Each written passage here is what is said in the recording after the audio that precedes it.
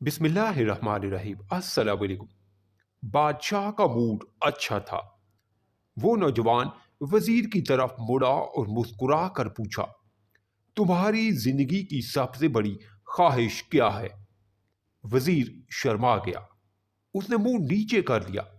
बादशाह ने कहका लगाया और बोला, तुम घबराओ मत, बस अपनी जिंदगी की सबसे बड़ी ख्वाहिश बता। वजीर घुटनों पर झुका और आजिजी से बोला, हजूर, आप दुनिया की खूबसूरत तरीन सल्तनत के मालिक हैं। मैं जब भी ये सल्तनत देखता हूं तो मेरे दिल में ख्वाहिश पैदा होती है। अगर इसका 10वां हिस्सा मेरा होता तो मैं दुनिया का खुश नसीब तरीन शख्स होता। वजीर खामोश हो गया। वजीर खामोश हो गया। बादशाह ने कहका लगाया और बोला, मैं अगर तुम्हें अपनी आधी सल्तनत दे दूं तो? वजीर ने घबरा कर ऊपर देखा और आजिजी से बोला, बादशाह सलामत, ये कैसे मुमकिन है? मैं इतना खुशकिस्मत कैसे हो सकता हूं? बादशाह ने फौरन अहकामात लिखने का हुक्म दिया। बादशाह ने पहले हुक्म के जरिए अपनी आधी सल्तनत नौजवान वजीर के हवाले करने का फरमान जारी कर दिया। दूसरे हुक्म में बादशाह ने वजीर का सर कलम करने का आर्डर दे दिया।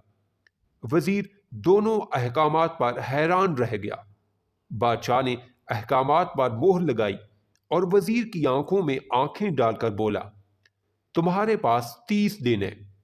तुमने इन 30 दिनों में सिर्फ 3 सवालों के जवाब तलाश करना है। तुम कामयाब हो गए तो मेरा दूसरा हुक्म मनसूख हो जाएगा और तुम्हें आधी सल्तनत मिल जाएगी। अगर तुम नाकाम हो गए तो पहला हुक्म खारिज समझा जाएगा और दूसरे हुक्म के मुताबिक तुम्हारा सर उतार दिया जाएगा। वजीर की हैरत की परेशानी में बदल गई। बादशाह ने उसके बाद फरमाया, मेरे 3 सवाल लिख लो। वजीर ने लिखना शुरू कर दिया। बादशाह ने कहा, इंसान की जिंदगी की सबसे बड़ी सच्चाई क्या है? वो रुका और बोला, दूसरा सवाल, इंसान की जिंदगी का सबसे बड़ा धोखा क्या है? वो रुका और फिर बोला, तीसरा सवाल, इंसान की जिंदगी की सबसे बड़ी कमजोरी क्या है? बादशाह ने इसके बाद नकारे पर चोट लगवाई और बाआवाज बुलंद फरमाया, तुम्हारा वक्त शुरू होता है अब। वजीर ने दोनों परवाने उठाए और दरबार से दौड़ लगा दी। उसने इस शाम मुल्क भर के दानिशवर, अदीब, मुफक्किर और ज़हीन लोग जमा किए और सवाल उनके सामने रख दिए। मुल्क भर के दानिशवर सारी रात बहस करते रहे, लेकिन वजीर ने दूसरे दिन दानिशवर बढ़ा दिए, लेकिन नतीजा वही निकला। वो आने वाले दिनों में लोग बढ़ाता रहा, मगर उसे कोई तसल्ली बख्श जवाब ना मिल सका। यहां तक कि वो मायूस होकर दारुल हुकूमत से बाहर निकल गया। वो सवाल उठाकर पूरे मुल्क में फिरा, मगर उसे कोई तसल्ली बख्श जवाब ना मिल सका। वो मारा मारा फिरता रहा, शहर शहर, गांव गांव की खाक छानता रहा।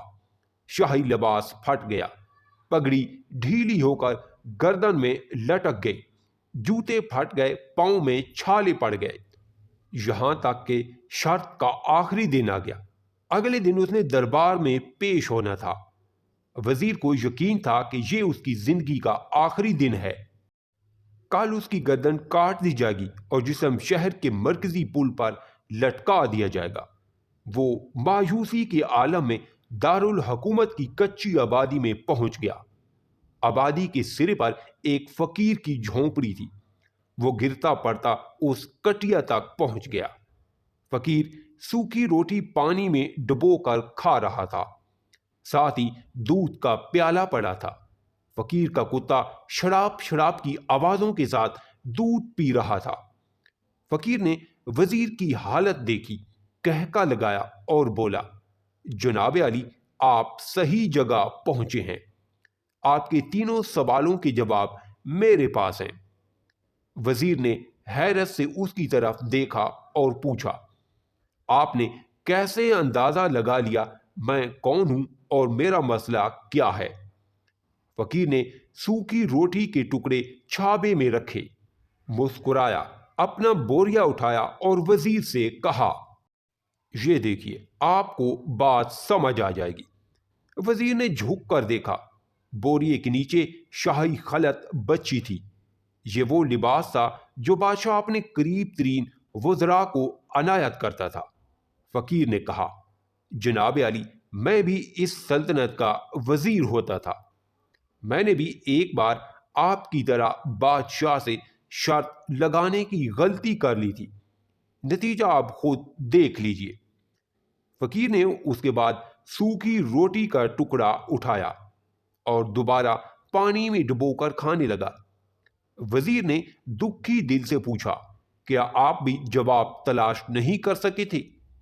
فقیر نے کہکا لگایا اور جواب دیا، میرا کیس آپ سے مختلف تھا۔ میں نے جواب ڈھونڈ لیے تھے، میں نے بادشاہ کو جواب بتائے۔ آدھی سلطنت کا پروانہ پھاڑا، بادشاہ کو سلام کیا اور اس کٹیا میں آ کر بیٹھ گیا۔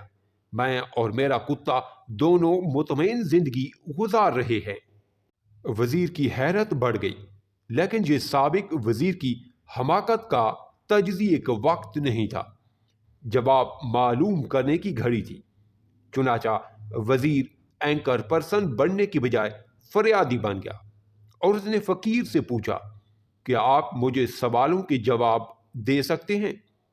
فقیر نے ہاں میں گردن ہلا کر جواب دیا، میں پہلے 2 سوالوں کا جواب مفت دوں گا، لیکن تیسرے جواب کے لیے تمہیں قیمت ادا کرنا ہوگی۔ وزیر کے پاس شرط ماننے کے سوا کوئی آپشن نہیں تھا۔ اس نے فوراً ہاں میں گردن ہلا دی۔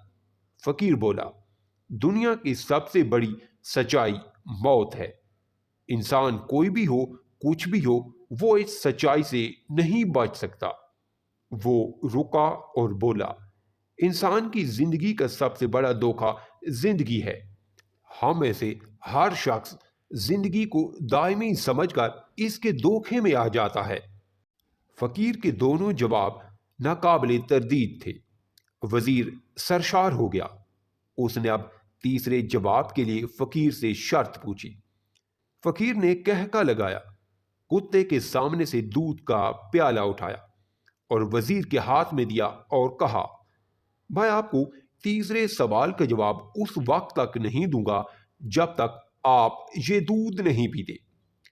وزیر کے ماتھے پر پسینہ آ گیا۔